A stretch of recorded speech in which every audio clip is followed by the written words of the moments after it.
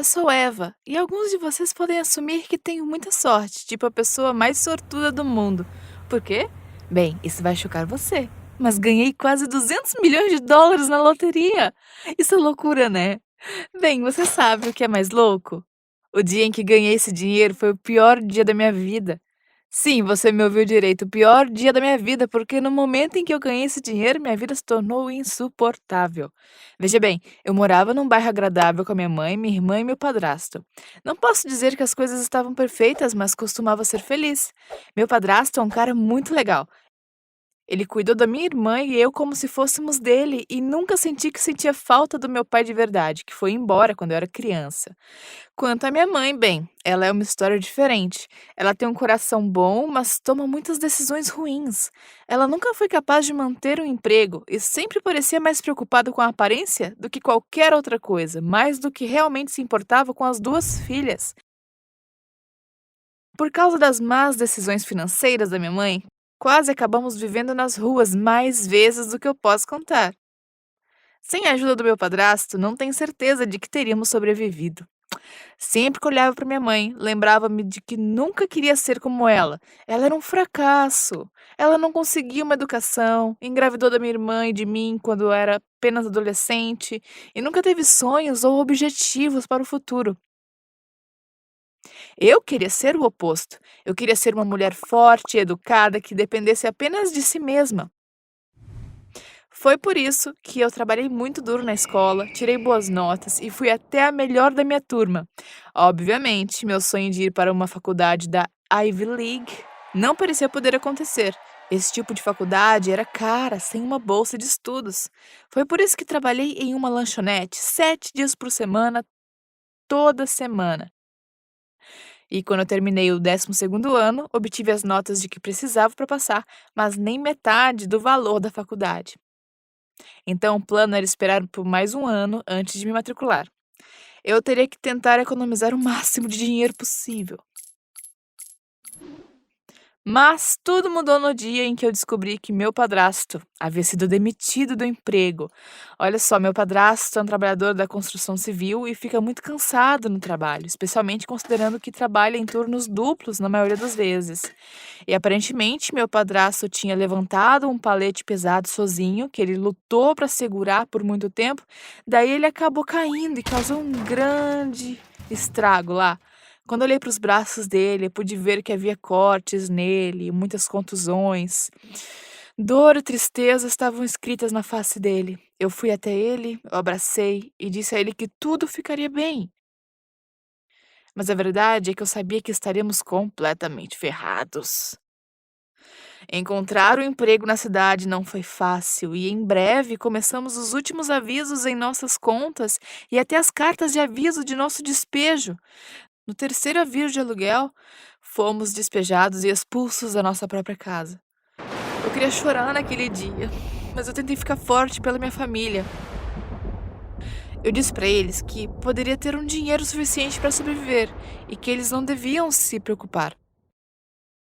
Peguei todo o dinheiro que eu havia economizado na minha conta bancária e percebi que provavelmente poderíamos comprar um trailer antigo em que poderíamos morar. E foi exatamente isso que aconteceu. Meu padrasto me agradeceu e saiu à procura de um trailer adequado onde todos pudéssemos caber. E em poucas horas estávamos morando em um estacionamento perto de um depósito velho. E assim, todo o dinheiro que eu economizei durante meses para a faculdade desapareceu assim, ó, da noite pro dia, forçando-me a começar da estaca zero. Era horrível, parecia que eu nunca teria chance de ir para a faculdade. Senti lágrimas começando a escorrer pelo meu rosto, mas eu não queria que nenhum membro da família visse que eu estava chorando. Então apenas enxuguei rapidinho, eu me desculpei e saí do trailer para dar uma volta. Parecia que quanto mais eu andava, mais eu pensava nos meus problemas. Não havia como escapar disso. Enquanto eu andava pelas ruas, eu encontrei um posto de gasolina próximo. Eu queria pegar algo para tomar na loja e eu vi uma grande placa que dizia: Uma chance de ganhar 200 milhões de dólares. Eu ri sarcasticamente. Sim, claro. Eu sussurrei para mim mesma. Atrás de mim estava uma senhora que me ouviu. Eu realmente não acreditava nela, mas estava desesperada. Ela disse: Você nunca sabe, querida. A vida tem tudo a ver com sorte. Compra um bilhete. Dois, por favor, disse ao caixa. Ele me entregou e eu peguei um cartão e depois entreguei o outro para a senhora, como um belo gesto. Saímos juntas da loja e ela me deu o cartão e disse que não tem TV e que não saberia se ganhou ou não. Ela então me deu seu endereço e disse que se tivesse ganho alguma coisa, que eu podia ir até a casa dela e informá-la. Enquanto eu voltava para casa, meus pensamentos se alternavam na minha cabeça, gente, sobre o que aconteceria se eu realmente ganhasse algum tipo de dinheiro. Era um pouco de fantasia, algo em que pensar, apenas para afastar minha mente dos meus problemas. Quando cheguei em casa e abri a porta, minha irmã, mãe e padrasto estavam brigando. Parecia que eles haviam entrado em outra discussão sobre dinheiro, mas eu estava tão cansada para me preocupar e me envolver e simplesmente fui para a cama. Os dias se passaram e eu quase me esqueci dos bilhetes da loteria. Até uma noite, fui lembrada de verificar meus números quando meu padrasto estava com a TV ligada. Era um canal de notícias local que falava sobre como o dinheiro da loteria ainda estava para ser reivindicado. Eles mostraram os números na tela e eu peguei minha passagem. Não fiquei muito surpresa com o fato de que os números não coincidiram. E eu rasguei o papel. Pronto, para seguir em frente. Até me lembrar do bilhete da velha senhora e puxá-lo também. Quando repassei os números, repassei de novo, senti como se a sala estivesse começando a girar. Os números combinavam perfeitamente. Apressadamente, enfiei a mão no bolso e peguei o jornal em que a dama, a senhora, né, tinha escrito o endereço dela. Eu queria me apressar e contar as novidades, mas quando eu segurei o papel na minha mão, eu congelei, porque 200 milhões de dólares. O pensamento continuou correndo pela minha cabeça. Olhei em volta do trailer e pensei ainda mais em tudo que podíamos fazer com esse dinheiro. Eu sabia que poderíamos usar esse dinheiro mais do que ela. Então, eu decidi não contar a ela. Quer dizer, ela era uma velha senhora. O que ela faria com isso tudo, afinal? Em vez disso, eu pulei da cadeira, chamei minha família e quando eu contei a notícia, nenhum deles acreditou em mim, mas eu apenas sorri. Nós olhamos de volta para a TV e checamos os números novamente. Quando foi confirmado, todos pulamos e gritamos de alegria. Foi um sentimento incrível. Todo mundo começou a falar sobre o que eles iam fazer. Mas uma coisa em que todos nós concordávamos era sair do trailer. Fomos e descontamos o ticket. Houve uma grande entrevista coletiva, cheia de câmeras. Minha mãe se arrumou para aparecer na TV. Nossa primeira compra foi uma casa grande, na melhor parte da cidade. Eu compartilhei o dinheiro com a minha mãe, com a minha irmã e com o meu padrasto. E eles foram rápidos em fazer bagunça, né, alarde. Minha mãe comprou roupas de boutique, enquanto minha irmã comprou o carro dos sonhos, e até meu padrasto começou a gastar dinheiro em coisas desnecessárias. Não me interpretem mal, eu não me importei com a emoção inicial, mas depois de um tempo, as coisas começaram a ficar fora do controle. Parecia que quanto mais dinheiro era gasto, mais coisas todos queriam. Nossa casa, antes grande, estava sendo preenchida com coisas que foram pagas uma vez e nunca mais foram tocadas. Eu fiquei feliz por todo mundo estar se divertindo depois de lutar tanto, mas todos começaram a se separar. Era como se estivéssemos em uma encruzilhada, cada um seguindo sua própria direção, e enquanto todo mundo parecia feliz em caminhar em direção à sua própria ideia de luxo, eu me sentia infeliz. Nada do que eu parecia comprar me fazia sentir melhor, e quanto mais eu tentava fazer com que nossa família passasse algum tempo juntos, mais eles se separavam. Sempre que estávamos na mesma sala, uma discussão começava. No final, eu mal via mais nenhum deles. Eu só queria sentir a conexão que a gente já teve. Foi quando eu tive o maior choque da minha vida. Alguns meses se passaram e meu pai biológico apareceu na casa. Fazia tanto tempo que eu mal o reconheci. Ele parecia feliz em me ver e falou sobre como ele sentia falta da minha família. Ele estava realmente exagerado e começou a falar sobre como ele queria estar na minha vida de novo. Ai, fiquei com tanta raiva quando eu vi o rosto dele. Eu lembrei-me do dia em que ele se afastou de nós, deixando eu, minha irmã e minha mãe lutando sozinhas, porque ele mesmo disse: Eu não vim ao mundo para isso, eu nunca quis filhos. Eu disse a ele que se ele não nos quisesse, ele não iria entrar na nossa vida agora. Eu bati a porta no rosto dele, bem atordoada. E pelo resto do dia, eu senti um vazio me enchendo. Não foi só por ver meu pai biológico, não, mas pelo dinheiro e no que ele transformou todo mundo.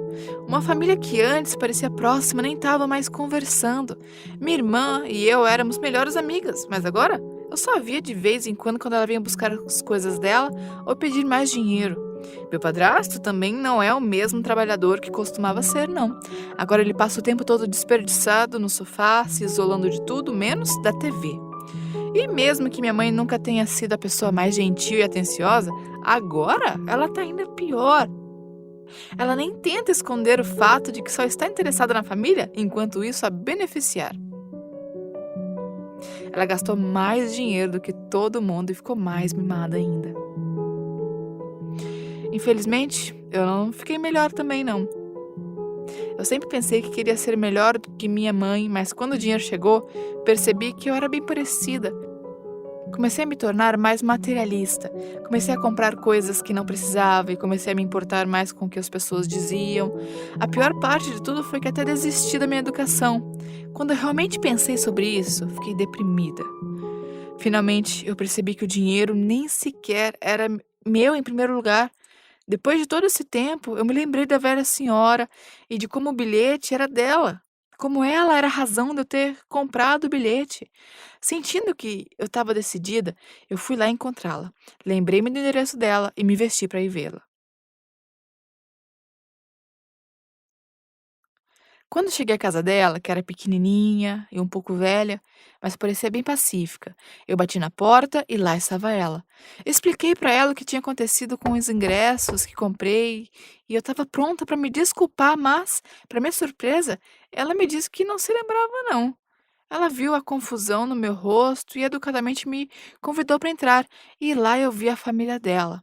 Ela me apresentou aos seus filhos, ela tinha 2 filhos e uma filha. E eles me apresentaram aos filhos deles, e todos eles me receberam com um sorriso, uma completa estranha. E, para mim, eles não pareciam desanimados. Expliquei para eles como eu conheci a mãe deles, e todos pareciam perceber o que aconteceu. Ela tinha Alzheimer e estava começando a chegar aos estágios finais. Os filhos dela chegaram em casa para ajudar a mãe e trouxeram a família para que ela se sentisse mais confortável, pois o pai havia falecido há muito tempo. Eu vim para agradecê-la e dividir o dinheiro com ela, mas sem eu sequer oferecer dinheiro a eles, eles me trataram super bem e me convidaram para jantar. Eu hesitava, mas eu sentia falta de jantares em família, então eu decidi ficar.